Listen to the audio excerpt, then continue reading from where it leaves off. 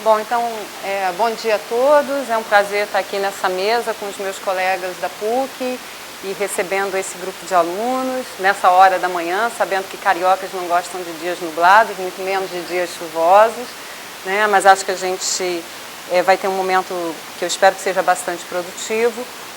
A minha fala é no sentido de enquadrar os estudos da linguagem no âmbito das ciências cognitivas. Então, eu acho que, do modo como a nossa mesa está organizada, eu começo a falar a partir de uma perspectiva de língua interna. E, em seguida, os nossos colegas vão apresentar outras visões de linguagem, né? Bom, em relação aos objetivos da minha fala, eu pontuei aqui 4 objetivos. Eu começo situando os estudos da linguagem no âmbito da chamada revolução cognitiva. Depois eu vou procurar definir o conceito de língua a partir de uma abordagem cognitiva. Em seguida, caracterizo os níveis de abordagem da linguagem entendida como objeto da cognição. E depois eu vou tentar, dentro do tempo que me resta, né, discutir as possibilidades de interação, articulação entre os níveis de abordagem. É lógico que muito do que eu vou falar aqui para pessoas que já estão inseridas na linha 2 de pesquisa ou que já têm esse percurso, né, nessa trajetória, numa visão de língua como cognição, pode parecer um pouco repetitivo, mas eu procurei fazer uma fala que fosse didática e que pudesse apresentar essa visão de língua para quem também não está tão familiarizado com essa perspectiva. Bom, primeira coisa que eu quero esclarecer é que a minha palestra se chama Estudos da Linguagem e Ciências Cognitivas. No entanto, só vou pedir, Helena, para você me dar um parâmetro de hora, tá? No entanto, logo o título desse slide é Ciência Cognitiva. Então, isso já é por si uma questão, se a gente tem uma ciência cognitiva ou se a gente tem ciências cognitivas.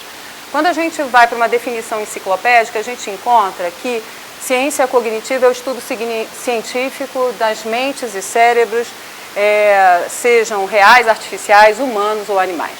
Mas eu estou falando aqui de ciência cognitiva a partir de uma referência a um empreendimento multidisciplinar que aconteceu no final da década de 50, início da década de 60, que tinha como objetivo, como intenção, fundar um novo campo de conhecimento, uma espécie de... cujo projeto seria, em linhas gerais, descobrir as funcionais e computacionais da mente humana e sua realização estrutural e funcional no cérebro humano. Portanto, um empreendimento bastante ousado, né?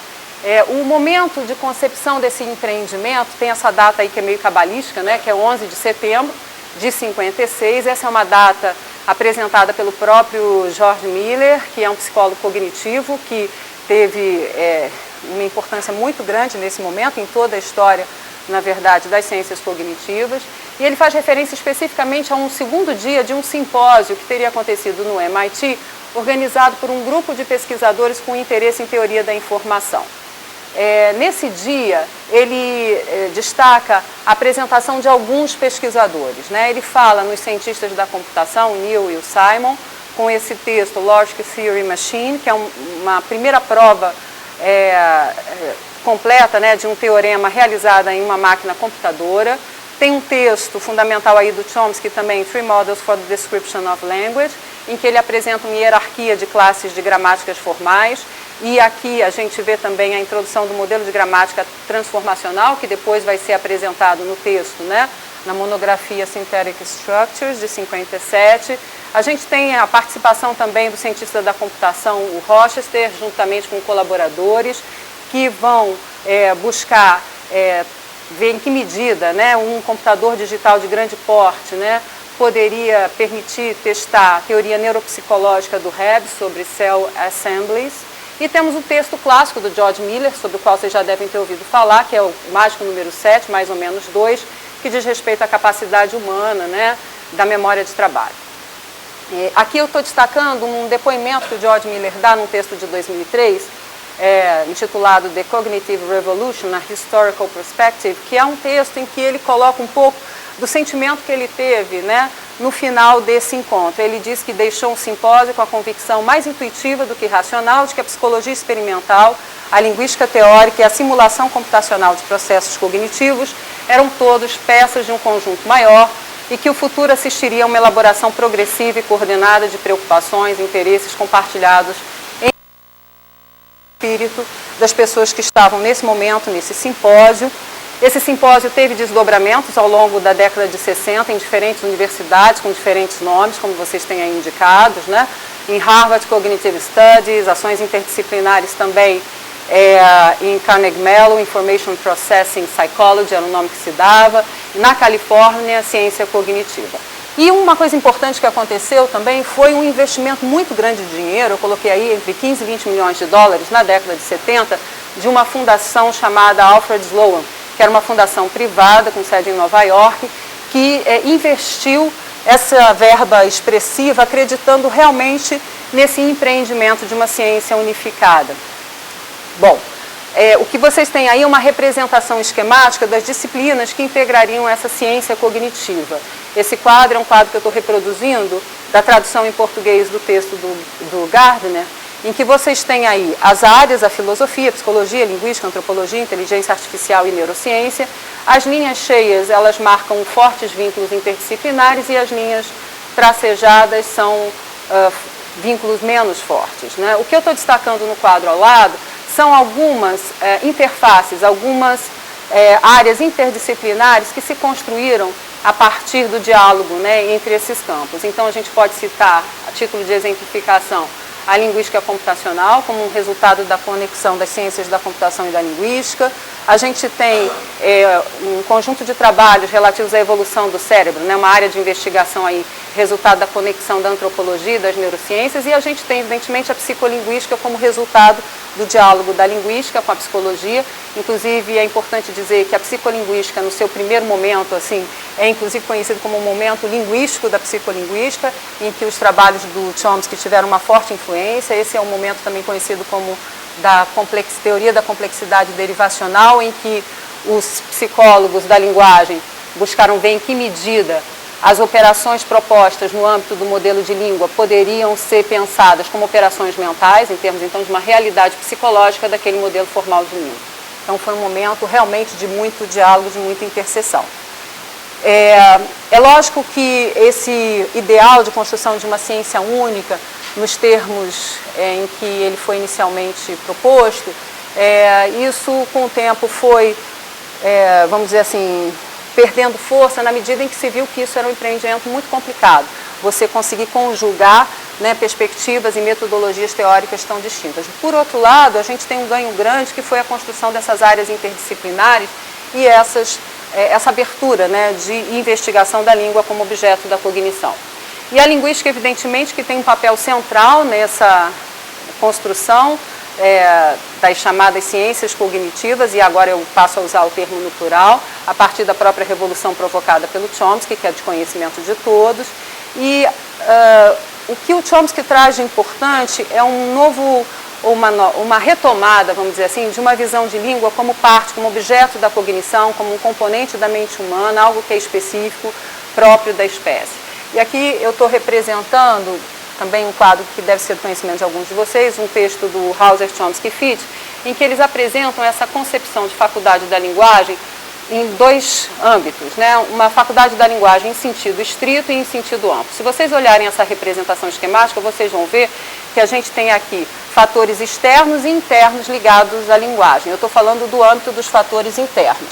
Quando eu falo da faculdade da linguagem, né, no sentido restrito, eu estou me referindo basicamente à capacidade computacional humana, a questão da recursividade linguística, que está representada inclusive por uma espécie de mecanismo em que as palavras do colorless green ideas e sleep furiously estão sendo concatenadas aí, esse mecanismo, esse sistema computacional. E do ponto de vista de uma faculdade da linguagem no sentido amplo, a gente tem a relação desse sistema computacional com os sistemas, basicamente com os sistemas de desempenho, o sistema conceptual intencional e o sistema sensório-motor. O que é importante desse quadro é que a gente vê que aqui, em 2000, né, na verdade, um empreendimento que começa na década de 90, com um programa minimalista, a gente tem uma preocupação de pensar essa faculdade da linguagem em termos da sua interface com os sistemas de desempenho, que é um ponto que eu vou retomar daqui a pouco. Bom, um aspecto que a gente tem que salientar, sempre quando fala do Chomsky, é a sua preocupação com questões de natureza explanatória. Então, essa faculdade da linguagem, ela deve ser vista, né, em termos do seu desenvolvimento, como tendo origem num estado inicial uniforme, né, uma base universal, e que se desenvolveria a partir da exposição a um input linguístico externo, limitado e pobre. Né, aqueles conceitos de argumento da pobreza do estímulo, o problema de Platão, como é que a criança pode saber tanto a partir de tão pouco. E outro ponto a se salientar nessa visão de língua é a preocupação com o aspecto criativo da linguagem. E essa não é uma preocupação nova, é uma preocupação que remonta a Humboldt, por exemplo, a ideia de que a linguagem é uma habilidade criadora e não simplesmente um mero produto, ela é uma capacidade viva, como eu coloquei aí, e nesse sentido a investigação não deve se deter exclusivamente sobre os produtos observáveis do ato de falar e de escrever. Tá? Bom, uma pergunta que a gente deve considerar quando a gente pensa, né, nessa investigação da língua como objeto da cognição é como investigar isso, quer dizer, a partir de que níveis de abordagem a gente pode olhar para esse fenômeno. Então, para falar disso, eu faço aqui um caminho que é um caminho trilhado por muita gente que fala, né, nesse viés, que é apelar para o David Marr, que foi um pesquisador que olhou basicamente para a visão, entendendo a visão como um sistema de processamento de informação. E para caracterizar como investigar a visão, ele determinou aí esses níveis, né, de abordagem. Um nível computacional, um nível algorítmico e um nível implementacional.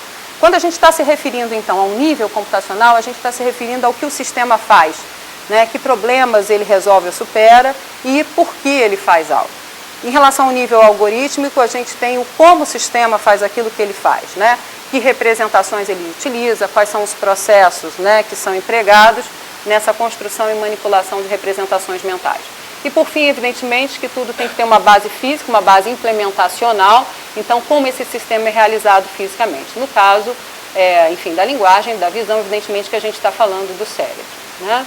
Bom, traçando então agora uma articulação disso com a linguagem propriamente, a gente pode fazer uma distinção aqui, ou uma identificação, melhor dizendo, do nível computacional com, vamos dizer assim, um ponto que é enfocado pela teoria sintática, pela linguística. Eu estou aqui falando da abordagem gerativa, mas é lógico que com isso eu não estou dizendo que a abordagem gerativa seja o único modelo formal de língua, ou o único modelo a partir do qual a gente possa pensar questões de linguagem, ou mesmo que possa ter uma articulação com os outros níveis.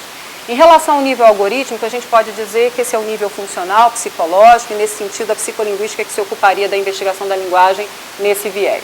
E o nível implementacional físico fica mais a cargo das neurociências, da neurolinguística. Bom,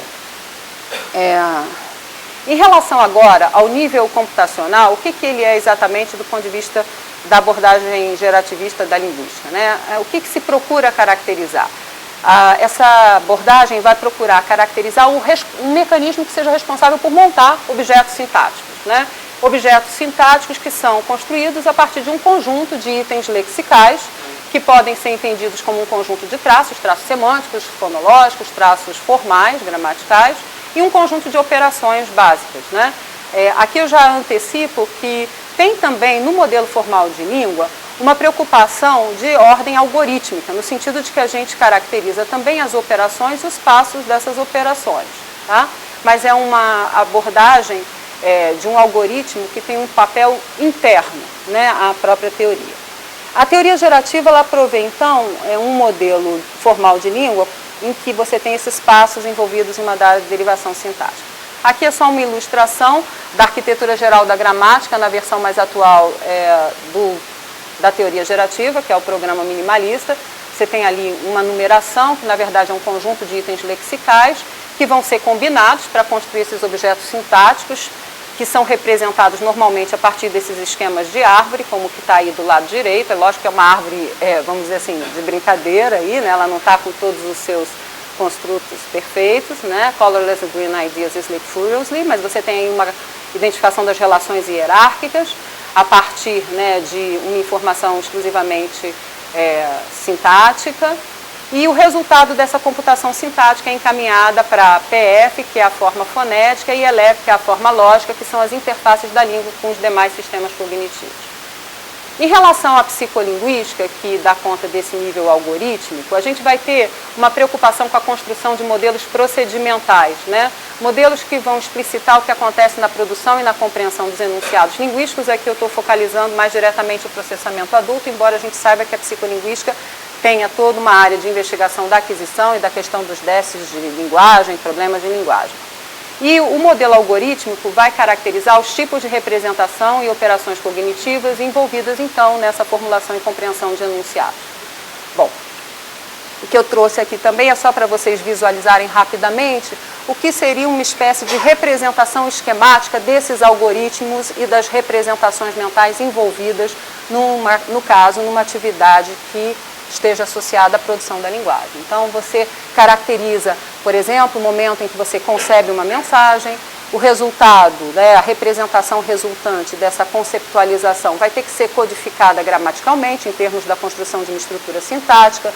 Essa representação sintática derivada desse processo vai ter que ser codificada morfofonologicamente, fonologicamente, foneticamente, com vistas à articulação. E é lógico que para que você possa implementar tudo isso, você tem que acessar algumas bases de conhecimento, entre elas o léxico mental, que não pode ser identificado exatamente nos mesmos termos do léxico linguístico, embora é lógico que você possa buscar algumas aproximações. Quando a gente está falando do léxico mental, a gente está falando de algo que está armazenado numa memória e que tem determinadas propriedades específicas, tá?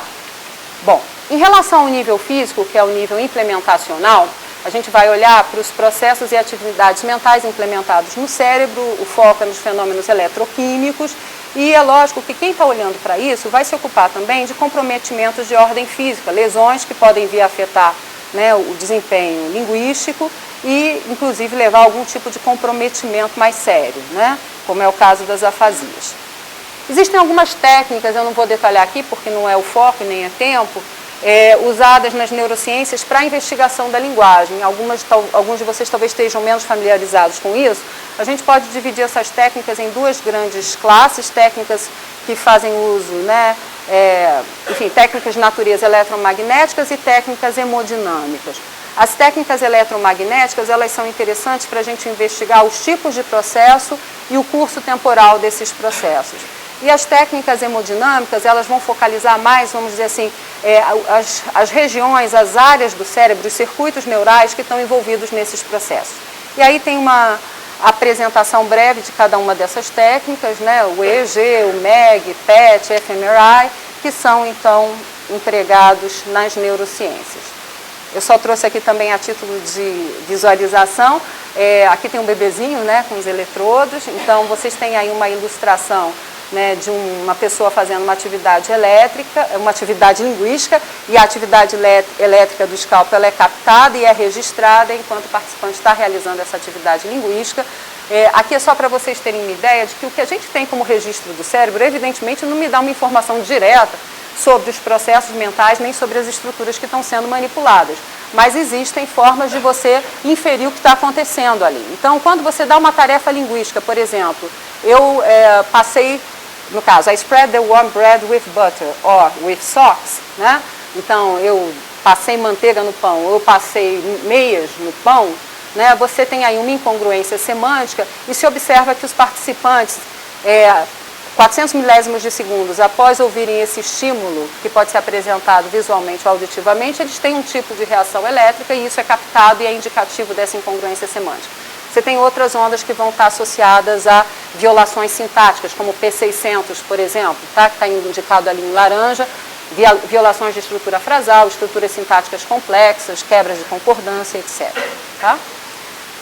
Aqui é para ilustrar um equipamento de fMRI antigo, lógico que é uma brincadeira, né? Em que você tem aqui as loucuras e fantasias sendo purgadas por um médico, né? Vocês estão vendo aqui, né, a cabeça do indivíduo, não sei se dá para ver bem, mas enfim, hoje em dia não é bem assim, mas é meio parecido, olha só.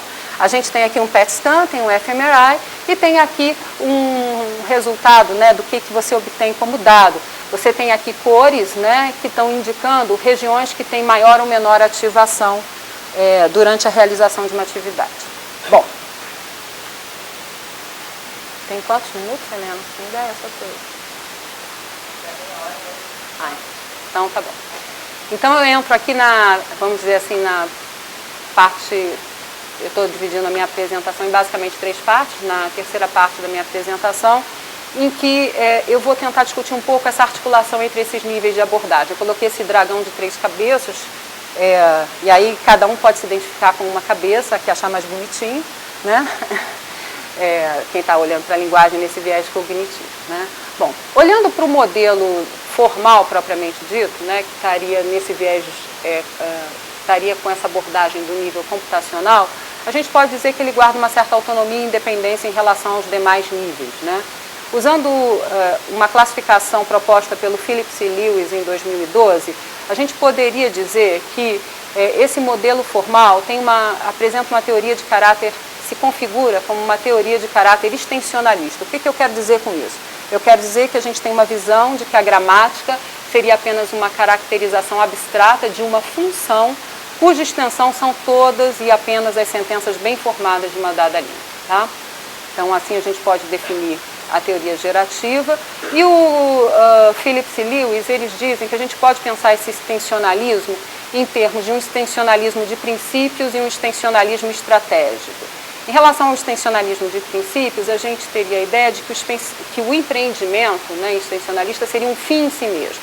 Então, haveria uma distinção clara entre o que o sistema linguístico humano computa, e isso seria foco da teoria linguística, e como os falantes processam a linguagem, né? Então, aí você teria seria o foco, vamos dizer assim, mais das teorias de processamento. O extensionalismo estratégico, é lógico, então, só voltando um pouco, nessa distinção clara, né, os teóricos gerativos, eles estariam se ocupando daquilo que o sistema linguístico computa, né, e não daquilo que os falantes processam. Aquela clássica distinção entre competência e desempenho, que hoje em dia a gente pode tentar pensar em outros termos, né, me parece. E o extensionalismo estratégico, que é onde eu acho que a gente pode enquadrar mais apropriadamente o trabalho do gerativista atual, né? A descrição de um sistema abstrato que gera todas as sentenças de uma língua não seria um fim em si mesmo, mas uma espécie de objetivo intermediário. O propósito último seria alcançar uma compreensão do mecanismo do sistema linguístico humano. E aí a pergunta que eu faço no próximo slide é em que medida a versão atual do gerativismo, o programa minimalista, poderia ser enquadrado como apresentando essa abordagem extensionalista estratégica. Eu diria que sim, porque o programa minimalista ele busca ir além, né, beyond as questões de adequação explanatória. Ele pretende investigar, como eu antecipei na minha fala, por que a faculdade da linguagem tem as propriedades que tem e não outras propriedades concebíveis, né? O PM, o programa minimalista, ele busca explorar a hipótese de que existem domínios da faculdade da linguagem que são, vamos dizer assim, regidos por questões de economia e otimização. Então, parte-se da hipótese que a linguagem é um sistema perfeito, é um sistema que deve atender às restrições impostas pelos sistemas de desempenho. E aí eu coloco a própria fala do Chomsky numa entrevista que ele deu a uma revista em 97, em que ele diz: num determinado trecho, o programa minimalista te diz simplesmente para olhar para as especificações do design. Imagine uma criatura que tenha todas as nossas capacidades, mas não a linguagem. Então imagine um primata vagando há 100 mil anos e que fosse como nós, o mesmo sistema perceptivo, o mesmo sistema articulatório, as mesmas esperanças, os mesmos medos, tudo, enfim, mas que não tivesse linguagem. Suponha agora que você seja um super engenheiro e lhe digam: ok, coloque um órgão da linguagem nessa coisa que será usada pelos outros órgãos. Você tem permissão para fazê-lo perfeito. É lógico que isso é uma hipótese de investigação, né? E isso é o que está norteando os trabalhos na teoria gerativa atual. Bom, mas a gente tem que tomar um certo cuidado e prestar atenção que esse passo além que o programa minimalista dá, ele não implica que se possa considerar que as operações que são propostas no âmbito da teoria gramatical correspondam a operações e processos mentais, tais como eles são implementados na produção e na compreensão da linguagem. Existe um conjunto de impedimentos, e aí eu estou usando impedimentos aí entre aspas, né? E eu vou já retomar esse ponto, né? Questões ligadas à direcionalidade do processamento, aspectos associados à natureza incremental da própria produção e compreensão da linguagem, o que é custo em cada um desses modelos, o modelo formal e o modelo de processamento. Enfim, tudo isso tem que ser considerado quando se pensa numa articulação entre teoria linguística e psicolinguística, por exemplo. Falando agora sobre o nível algorítmico, o nível da teoria psicolinguística, a gente pode afirmar que um modelo de processamento ele precisa incorporar uma dada teoria acerca da estrutura das línguas humanas. Eu não estou dizendo aqui que tenha que ser a teoria gerativa, mas a gente tem que ter algum tipo de aporte teórico sobre como é a estrutura das línguas, né? Usando como referência um texto de Strauss e Lau de 2013, esses autores dizem que os algoritmos, os procedimentos a serem descritos, eles operam sobre estruturas sintáticas, representações, e estas, por sua vez, podem variar conforme a teoria, né, assumida, a teoria sintática assumida, vindo mesmo essas representações, essas estruturas sintáticas, a restringir os tipos de algoritmos propostos. Então, no texto, eles exemplificam, dizendo o seguinte: se uma dada teoria sintática toma, por exemplo, como unidade básica palavra e regra sintática, isso tem implicação para o algoritmo, né, proposto para a teoria de processamento. Você vai, por exemplo, se basear num procedimento de geração de estrutura. Se, por outro lado, você parte de uma teoria linguística cuja unidade básica é uma espécie de frame sintático, você vai ter um outro tipo de algoritmo que vai ser implementado. Por exemplo, um processo de recuperação e unificação. Só que, a meu ver, a vida é um pouco mais complicada do que eles estão colocando e as coisas não se dão exatamente dessa forma. E por quê? Porque eu acho que há aspectos relacionados ao modo como o próprio processador humano funciona, tanto na produção quanto na compreensão, que precisam ser considerados no momento em que a gente está avaliando em que medida uma dada teoria linguística é ou não compatível com o processamento. Então, não é uma questão de você adotar uma dada teoria linguística e para dar conta das estruturas e, a partir daí, propor os algoritmos. Na verdade, a gente tem que ter um caminho, que eu estou colocando aqui como um caminho de mão dupla, cuja estrada não está livre de buracos, é uma estrada acidentada, difícil de ser construída, né? E, além disso, como eu antecipei também na minha fala, o modelo formal tem os seus próprios algoritmos que são internamente motivados e, evidentemente, que isso tem implicações para as unidades estruturais com que ele opera. Então, você não pode fazer uma transposição direta. Por exemplo, no caso da derivação sintática proposta no programa minimalista, a gente tem uma derivação sintática que ela segue uma direcionalidade, como eu falei, que é diferente da do processamento. Você tem uma direcionalidade, quando você constrói uma árvore sintática, que ela é de baixo para cima, né? Enquanto você está pensando no processamento, esse processamento ele se dá da esquerda para a direita. Então, você tem aí já uma questão de incompatibilidade. Por outro lado, quando a gente pensa que no programa minimalista a gente assume uma abordagem que a gente chama de derivacional, que se opõe a uma abordagem representacional, ou seja, que a árvore sintática ela é construída aos poucos, passo a passo, isso parece ser interessante para relacionar com questões de incrementalidade no processamento. Então, a gente tem aí pontos, né, de aproximação e alguns impedimentos ou de dificuldades de conciliação, como eu falei, e tem pessoas que estão trabalhando nessa tentativa de integração entre teoria linguística e psicolinguística. Eu coloquei aqui algumas referências: Phillips, 96, 2003, Lin, e aqui na PUC a Letícia Correia e a Marina Augusto já há alguns anos vêm trabalhando na proposta do MINC, que é um modelo integrado da computação online. Tá. A Helena acabou de me dar um sinal dizendo que meu tempo acabou e eu estou no último slide. Não, mas eu estou assim, acho que no penúltimo, último slide mesmo, tá? E aí eu vou falar agora do nível implementacional, que eu brevemente, e não é à toa, talvez porque seja o nível com o qual eu tenho menos familiaridade, então eu aproveito para porque eu sabia que meu tempo ia estar acabando, então... Brincadeira, mas assim, o fato é que realmente é um nível com o qual eu tenho menos familiaridade. É lógico que as pesquisas são muito recentes. Essas pesquisas, elas têm um custo, porque você, para realizá-las, você tem que ter um conhecimento técnico, e isso exige equipamentos, então é algo que tem que ser feito, muitas vezes, eu diria que o ideal é que seja feito, né, numa perspectiva interdisciplinar, né? E falando desse nível, o que é importante, o que eu quero salientar, é o que o Gardner diz já em 85, que não se pode ter uma teoria adequada sobre nada o que o cérebro faz, a não ser que se tenha também uma teoria adequada sobre essa atividade em si, tá? Então, a atividade cerebral, ela não pode ser estudada como um fim em si mesmo, vamos dizer assim. Ela tem que ser estudada em termos das representações mentais e processos em jogo, né, na realização de uma tarefa cognitiva. Isso é que vai te dar alguma informação relevante sobre o que está acontecendo no nível implementacional, pelo menos isso que eu também acredito. Tá? A gente não pode entrar no sistema nervoso como um observador desinteressado, que está simplesmente registrando fatos. Né? Então eu vou e aí começo a ver as coisas que estão acontecendo. Eu não vou ter nada de informativo como resultado dessa investigação. Tá? Então, citando Gardner, tanto os tópicos estudados como as formas pelas quais são estudados refletirão teorias implícitas, teorias sobre o que é a percepção, a cognição, a linguagem, sobre o que é importante em cada uma delas e sobre como cada um destes processos ocorre. Tá?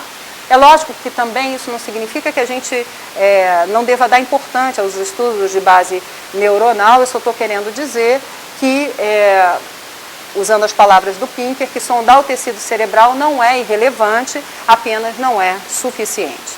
Né? E aí eu menti, eu falei que era o último, mas é o penúltimo. Tá? A gente pode fechar com essa pergunta. O estudo da linguagem como objeto da cognição em uma perspectiva unificada, será que isso é possível? Eu diria que no início, lá na final da década de 50, 60, talvez não como uma estratégia intencional, clara, definida, né, mas houve uma certa divisão de território para conquistar, como uma espécie de estratégia inicial. E talvez porque cada uma das áreas precisasse conhecer um pouco melhor o seu objeto e caracterizar, construir esse objeto. E aí a minha pergunta é, e agora? Né? Aí com essa tirinha, né, dividir para conquistar, realmente o meu povo sempre diz multiplique e conquiste. E quando eu estou falando aqui do multiplique e conquiste, o que eu quero dizer é que eu acredito que a gente possa descobrir mais sobre o que é a linguagem como objeto da cognição, no momento em que a gente tiver, de fato, pessoas de áreas diferentes trabalhando juntas. Então, quando eu uso esse multiplique, é multiplique nesse sentido.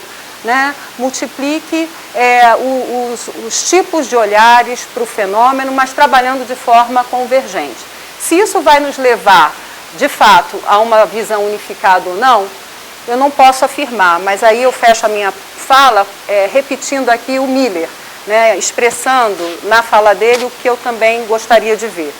Alguns veteranos daqueles dias, né, dos dias da revolução, da chamada revolução cognitiva, né, questionam se o programa foi bem sucedido e se há realmente algo agora que possa ser chamado de ciência cognitiva. Eu, de minha parte, prefiro falar em ciências cognitivas no plural.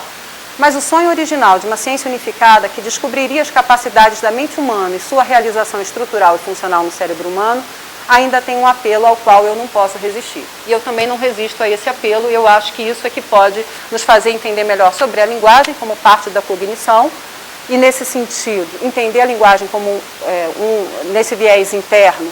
Eu acho que é importante para a gente também poder depois trabalhar, né, vamos dizer assim, numa construção com quem olha a linguagem num viés, que eu vou chamar aqui de externo, né, não sei se de forma muito apropriada, e que pode nos dar mais informações importantes sobre esse objeto.